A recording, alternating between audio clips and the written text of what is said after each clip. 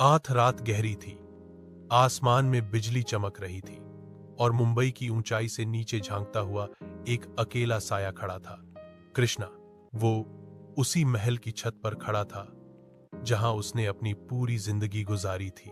नीचे झोंकते हुए उसकी आंखों में कोई डर नहीं था, पर हां, एक गुस्से का समंदर जरूर था। सब कुछ होते हुए भी मैं अधूरा हूं, ये शब्द उसके होठों पर नहीं, उसकी रूह में गूंज रहे थे। उसने अपने बैग की जिप बंद की। उसके अंदर सिर्फ कपड़े नहीं थे, उसमें थी उसकी आजादी। पीछे से आती एक आवाज, कृष्णा, कहा जा रहा है तू। पर वो नहीं रुका। पहली बार वो पीछे मुड़कर नहीं देख रहा था। वो घर जहां हर दीवार पर करोड़ों की कीमत लटकती थी, वहां एक इंसान की कोई कीमत नहीं बची थी। उसका पिता विक्रम सिंह देश के सबसे बड़े बिल्डर और पॉलिटिकल पावर हाउस में से एक, लेकिन एक चीज जो वो नहीं बना पाया था, कृष्णा का भरोसा। कुछ घंटे पहले तू वारिस है इस साम्राज्य का, और वारिस भागते नहीं। विक्रम सिंह की आवाज पूरे हॉल में गूंज रही थी।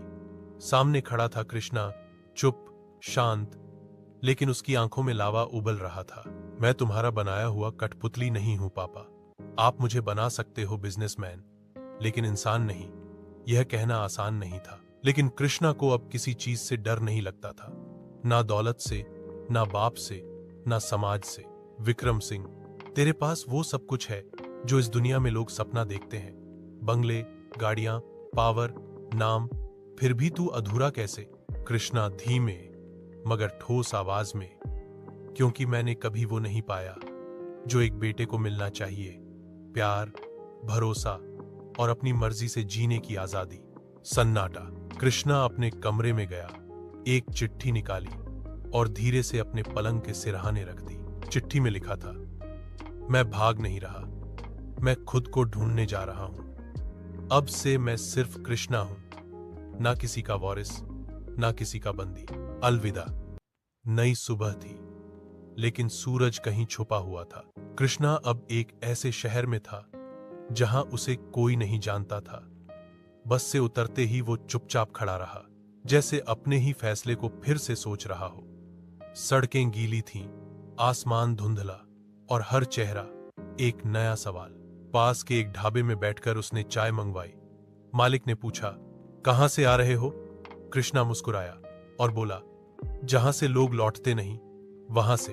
ढाबे वाले ने मुस्कुराकर उसे एक पुरानी हवेली का जिक्र किया। अगर रहने की जगह चाहिए तो स्टेशन के पीछे एक कोठी है, पर वहां कोई जाता नहीं। कृष्णा ने पूछा, क्यों? कहते हैं वहां कुछ है जो दिखता नहीं मगर रहता है। लेकिन कृष्णा डरने वालों में से नहीं था। उसका डर पहले ही उसी घर में मर चुका था जहां वो पला था। रात होते होते वो कोठी के दरवाजे पर खड़ा था। कोठी पुरानी थी, टूटी दीवारें, जंग लगे दरवाजे और सन्नाटा। वो दरवाजा धीरे से खटखटाया। आवाज आई, खुला है। अंदर घुसते ही उसे एक अजीब सी ठंडक महसूस हुई, जैसे कमरे में कोई था जो दिख नहीं रहा था लेकिन देख रहा था। वो सीढ़ियां चढ़ ही रहा था, तभी एक खिड़की की ओर उसका ध्यान गया। वहां एक लड़की खड़ी थी, सफेद कपड़ों में, काले खुले बाल, उसकी आंखें बिल्कुल शांत मगर गहराई लिए हुए, जैसे वो कृष्णा को पहले से जानती हो। और फिर वो गायब हो गई। कृष्णा चौंका। उसने खिड़की तक जाकर देखा, कोई नहीं। पहली रात उस कोठी में सोना किसी इम्तिहान से कम नहीं था।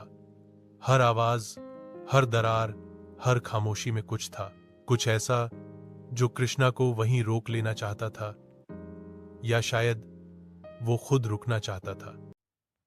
अगली सुबह जब कृष्णा की आंख खुली तो सब कुछ सामान्य था, लेकिन उसके सिरहाने एक पुराना गुलाबी रिबन रखा हुआ था। ये कहां से आया? उसने पूरे कमरे में देखा, कोई नहीं। वो उसी खिड़की के पास गया जहां पिछली रात वो लड़की खड़ी थी। अब वहां सिर्फ एक दर्पण रखा था, धूल से भरा, लेकिन उस पर किसी ने उंगली से कुछ लिखा था, मत खोदो वो जो जिंदा है। वो ठिठक गया। कमरे में कोई था, या किसी ने सच में उसे चेतावनी दी थी? कृष्णा ने उस कोठी के पुराने मालिक के बारे में पूछताछ की। जवाब मिला, वो लड़की जो वहां रहती थी 5 साल पहले गायब हो गई। लड़की? हाँ, आराध्या। कहती थी कि कोई उसका पीछा करता है। फिर एक दिन बस गायब।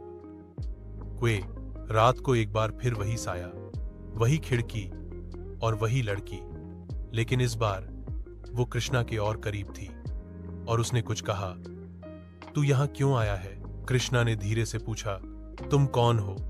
जवाब मिला, जिसे सब भूल चुके हैं लेकिन जिसने सबको देखा है। तभी अचानक कमरे की बत्तियां बुझ जाती हैं, दरवाजा अपने आप बंद हो जाता है और एक चीख दूर कोठी की तहखाने से आती है। कृष्णा उसी पल समझ गया, ये जगह एक आश्रय नहीं, एक रहस्य है। और शायद वो लड़की जो उसे दिखती है, वो इंसान नहीं, एक कहानी है, अधूरी और बहुत गहरी। Episode 1 ends with this final line। कभी हम खुद से भागते हैं और पहुंचते हैं वहां जहां हमें खुद की सबसे ज्यादा जरूरत होती है। पर क्या कृष्णा उस कोठी में खुद को पाएगा?